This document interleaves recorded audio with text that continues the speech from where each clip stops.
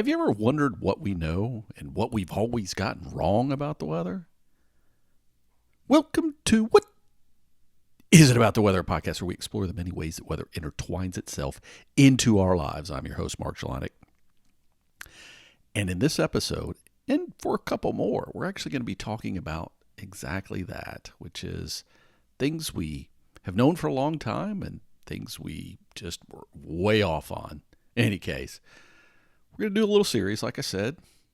But as always, before we get into this, before we dive in, let me just say I hope your weather, your actual weather, is doing well. I'm settling into early summer. I've had a few more of those kind of roller coaster days, if you will. Woke up, it was temperature and comfortable, pleasant actually, and shot right up to 100. But now I'm back to more seasonal, and in the short term, it looks like I'm going to stay there for a while. Probably warmer than I would normally say is what I would, aim for, but reasonable nonetheless. Slightly cool nights, slightly a little bit warmer in the days. Nice mix in between, some weather coming and going. All the things that, to me, are what weather's about, right? But I got a question this week, which is, and it's relevant for the last couple of days, which is why I got the question. What the heck is a potential tropical cyclone? Now, for those of you not in the United States, or for those of you that don't follow hurricanes, tropical cyclones because of where you live, this may just be like, yeah, whatever. I've never heard of it, don't really care. It's all good.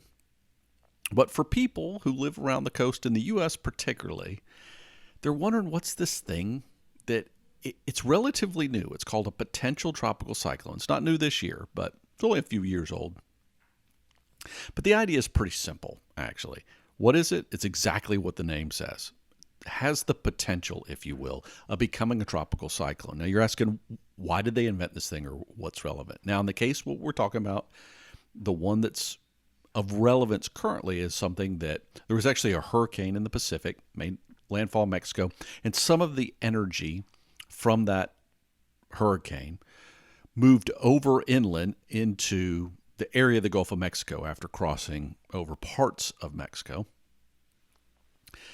But the environment wasn't really conducive for a tropical cyclone to form. Nonetheless, right, we had this issue of it bringing conditions that you often experience with tropical cyclones, and that's one of the reasons we follow them to begin with. They can be, certainly winds are relevant, but quite often, and, it's not a new topic for anybody that's listening to the podcast, one of the bigger risk, if you will, is flooding and rain. And that's what this is primarily about.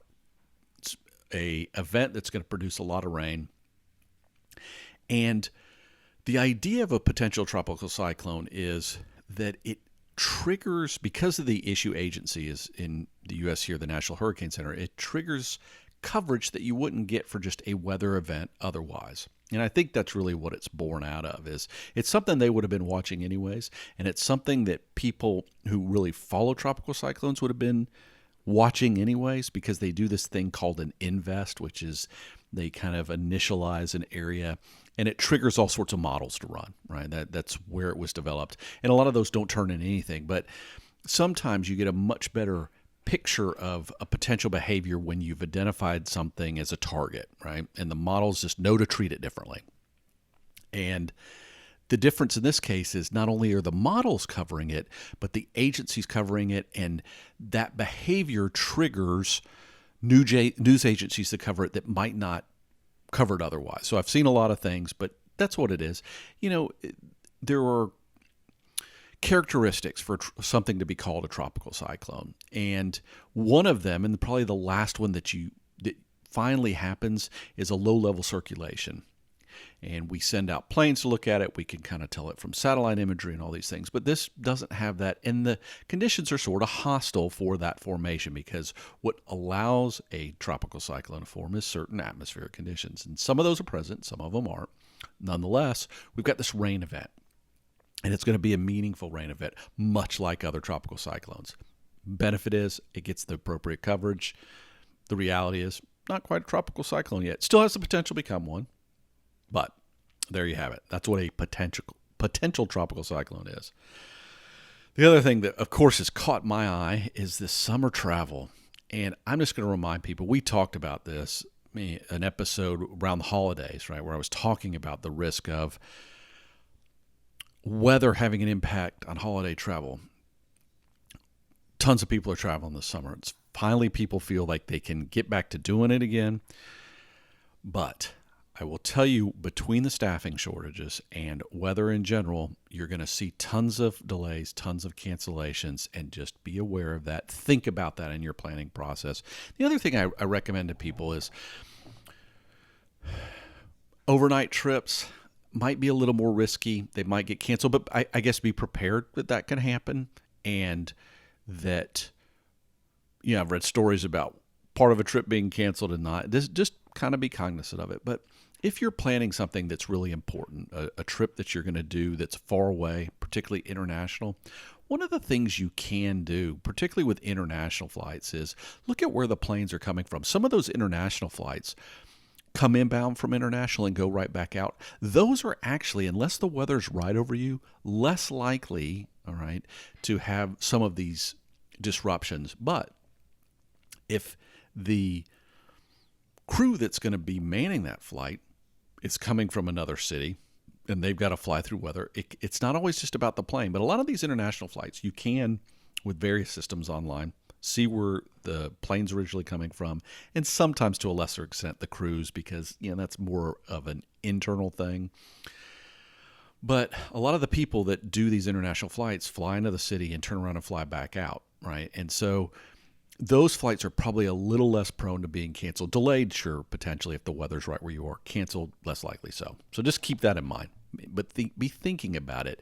Be aware that the weather where you are, because I was somewhere just around Memorial Day, and I heard people talking about it. Well, I don't see weather. I'm not seeing it, and they're already telling us our flight's going to be delayed or whatever it is. And sure enough, there was weather where they had to go through, right? And it did lead again that weekend to a bunch of cancellations. So just think bigger. Don't think just about where you are leaving from or where you're going to, but what's in between, and connecting planes and all that stuff.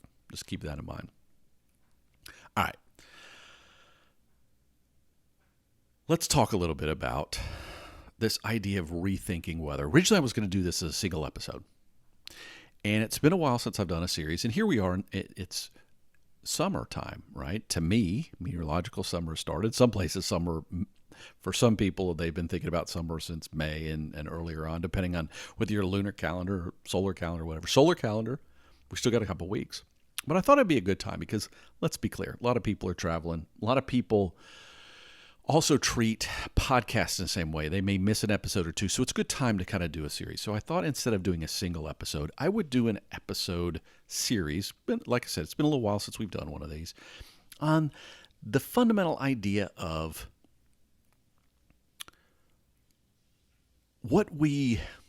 how long have we known certain things about the weather that we've gotten right, and other things that we've just gotten wrong, because there's still things today that we just get wrong, right? Either the science has changed quite a bit, or the technology's allowed us to look at it a different way, or it's just old myths. Now, we're not going to get too much into old myths and wives' tales, if you will, because we've done that in past episodes, and probably when I get to that kind of close out, I'll put links to those. But I decided what might be interesting is to divide it up into what I will call the 4 phases of our understanding of meteorology, if you will. So we're going to do this first one I'm going to call the ancients, and this is truly thousands of years ago, if you will, because the second one we're going to do brings us to Aristotle. So Aristotle wrote a famous, I guess you would call it a book at the time, about meteorology specifically. Now, some of his stuff was learnings from earlier generations, but it really captured thinking at the time, both within his context of how they understood the world, but kind of what they had learned from previous stories and ideas that had been passed on.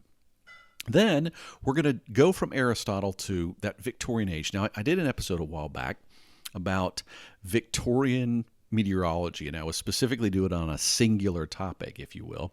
But I thought I would do that because it will capture a little bit of pre-Victorian, maybe a little bit of the Middle Ages, but I am going to focus on that book that I mentioned about Victorian meteorology.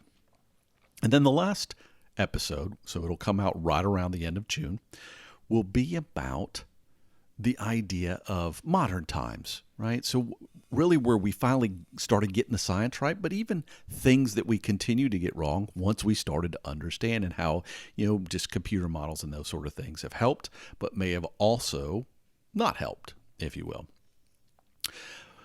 Probably the most interesting part, I think, for most people will be those two in the middle. And like I said, they're going to kind of be the focus episodes. So we'll kind of peak in the middle, if you will. But I thought the wrap up would be useful. And like I said, I'll cover a few things that I think are kind of relevant in the modern era. Now, I'm going to put a lot of links in the show notes as we go through this. So just keep that in mind. For this first episode, I'm going to put two sets of links. One is going to be about things that I talk about today, but the other one's going to be about prepping for that Aristotle thing. So I'm not saying you have to do it before you listen to the episode, but you might want to read some of the things, because there's both what Aristotle wrote himself, but also some people that have written about Aristotle and this great document that was created. And I think you might find it useful to maybe gain some of that knowledge ahead of time. You don't have to, by any means. I'm going to cover at a high level, but it can also then serve as filling in, because if it's a topic that interests you, there's a lot of information to absorb there. All right. So with that in mind, let's talk about the ancients a little bit. And when I talk about the ancients, I'm talking before kind of 350-ish BC. So over a couple thousand years ago, about 2,500 years ago, prior to that, right? Because up until that point, we hadn't had somebody that really took the time to put together the thinking of the day. Okay? I'm not saying that no one had done it, but generally speaking. Now, it's a little harder to talk about what we got wrong back then, because quite frankly, we don't have the written information about it. But the reality is most of the things are wrong. And most of the things were wrong for some obvious reasons. So really, when you think about it, though, it's like more, what did we get right? And you can go back to the first well-known case of the weather playing a role, and it probably had to do with Noah. So the standard biblical story of Noah and his ark, right? Now, this story plays out for most of Christianity and the Jewish faith, but to some extent also in Islam and everything. So it's just a well-known story. So, right, it's a story that even if you're not in one of those faiths, at some point there's a good chance you've heard the story or seen the movie or whatever it is, but are just aware that the idea was pretty simple, that God told Noah, I'm going to basically flood things, get ready, and build this ark, and it's going to be a lot of rain, 40 days, 40 nights, and then you guys are going to repopulate the earth, if you will. So I guess you could look at Noah kind of as being like a modern day meteorologist who looks at models and plans on it accordingly, or helps you plan on it. The difference is, theoretically, he was getting that information from God, right? No doubt Noah told other people, and no doubt people thought Noah was crazy. And same thing happens today, right? There's some forecast for a big snow event or a big tropical cyclone, and sometimes those don't pan out, and people think they're crazy, right? But every now and then they happen, and this happened to be just a bigger scale. But that's kind of the first, I guess, documented story, if you will, that really brings weather into play. And in theory, Noah got it right, but he got a little advance warning, if you will.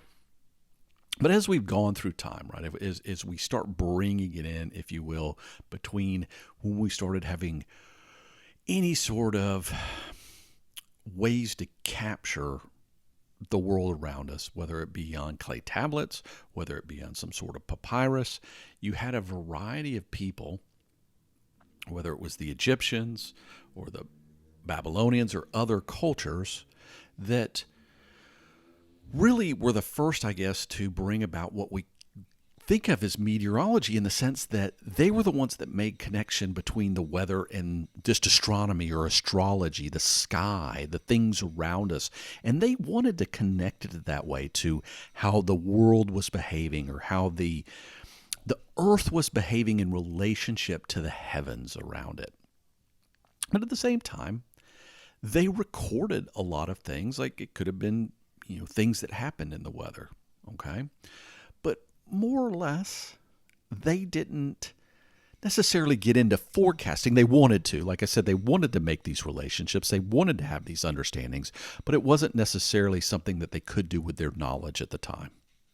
And it wasn't just we always hear these ancient talkings and we hear about this kind of focus around the Mediterranean because there's much of written history there. But parts of Asia, there's a well-known Chinese king, an ancient Dayu, who had,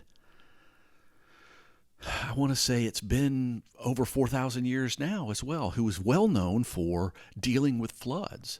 And there's a lot of mythology around him as figuring this thing out about how to better manage canals and those sort of things to stop these devastating floods from killing people.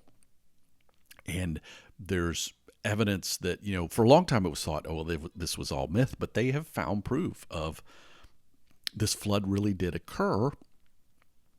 And so it's not just hype, right?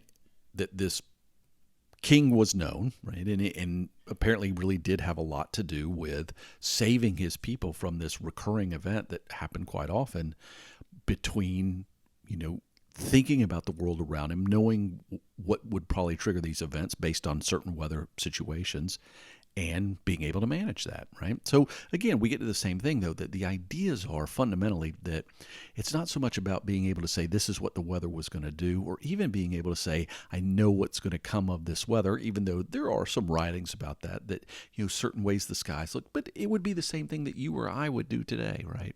There wasn't necessarily this grand connection, but as you and I both know, part of that challenge is because the way weather works is based on a global behavior, right? And things that happen in different parts of the oceans or the atmosphere work their way around to us. It's not as simple as just thinking about where we are. That said, I have no doubt for long periods of time that people understood how certain ways of, let's take fog as an example. If you have a cold body of water or something like that, people could probably figure out that there was some connection. They may not fully understand it, but they could probably make some connection. But it ultimately would be a line of Greeks that kind of started throwing ideas out because they were very focused on the wind, understandably so. And I think I found a good story for a future Did History Change podcast, event that I'll probably do sometime later in the summer based on the same thing, because the Greeks it's a set of islands. Yes, it's connected to the rest of Europe, but a lot of it is just islands. And so sailing and the wind behavior was very important to them. So trying to understand wind was very important to them. But they had these, if you will, evolving up to Aristotle views of what was important. So, one model was based on the water being the primary element. Others, it was the air. For some people, it's this, you get back to fire, earth, water, and, you get all these in air, you get all the elements that come together that make up the different model. But the way I like to think of the Greeks is, and again, there were a lot of them that were involved, whether it was Thales or Democritus or Hippocrates, or whether it was, any of these people. Like I said, their focus was the wind, but there would be one that would come along that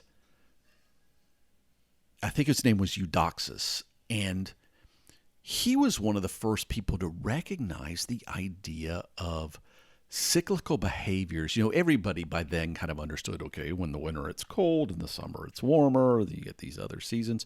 But he saw that there was these repeating patterns that would happen every so many years. And this kind of gets into modern day thinking about El Nino, La Nina, where you would get, an El Nino pattern and then, a La Nina pattern. But, there was kind of a cyclical nature where it seemed to seesaw back and forth. And he was one of the first to say, hey, yes, you can have spring, or yes, you can have summer, but all summers aren't equal. And we tend to have this rotation of warm summers every so often. And so they were seeing these behaviors. But again, if you take all the Greek philosophers and you put them together, they'd put forward a model and they go, my model's the best, and they would try to make everything fit around it, right? And then another one would come along and do that. Now, there's good and bad with that. it leads to a lot of misinformation or misunderstanding, if you will. But at the same time, because there was this idea of trying to make things fit, they would investigate things a little bit more. So there was a lot of advancement in terms of our understanding, and that's where we're going to pick up with Aristotle in the next episode on this. But with all this, right, if you were going to look at these early times, why it was so hard, okay, why they couldn't do more potentially with meteorology than they likely did, I think it really boils down to a very basic, a few things, right? One is their ability to measure things, because as we know, doing good forecast requires a measurement capability. And one, they didn't have the instrumentation to do it accurately, if you will. But they also lacked this vertical understanding. And if you read through some of the links that I sent, you can see that, they hypothesized about how hail was formed and all that stuff. So they had a very good understanding of the things that they could sense. And we've even discussed that before, right? That anything that was tactile to them, the heat, the cold, the rain, the hail, the winds, because we feel our senses can take that in. All right. But if you were taking one element of weather that's fundamental to what we know today that they just probably didn't grasp, I would say it has to be atmospheric pressure. Because we don't, at a conscious level, really understand how atmospheric pressure feels, okay? There are people that do when they deal with let's say arthritis or other things, they can know when the pressures are coming and going. But generally speaking, we don't feel it. We don't get that sense of change, right? And because of that, they had no grasp of needing to make that what is a very fundamental connection in the process, and probably led to a lot of the wrongness that they got. Like I said, there's no doubt that they didn't understand this was a global system or even how big the globe was, right? And that they certainly had no way to measure it, but they were missing this fundamental premise of how atmospheric pressure influences the world around us, and therefore likely contributed to limiting their understanding of what weather is and how weather works. All right? So the ancients, like I said, they got the idea. And there's no doubt that for certain environments, you could probably forecast certain things like, daytime heating and the impacts that has on the winds and stuff like that. But there are a lot of things they probably just got plain wrong. And they probably never took the time to write that stuff down. I wouldn't have. Why? It just doesn't make any sense. But it's not to say they didn't at least start thinking about how important it was, and that there might be some broader explanation to it than just is what it is. Any case, that's the ancients. Next time, like I said, we're gonna dig into Aristotle and see what he might have to say, what he did have to say. Again, take a look at the show notes if you want to read a little more ahead of time or afterwards. But in the meantime, what was missing in this case? Some very fundamental things. Seems like just a small list, but it can make a huge difference. But whenever you explore the past, for whatever reason, just remember, there's much more to weather than the weather itself.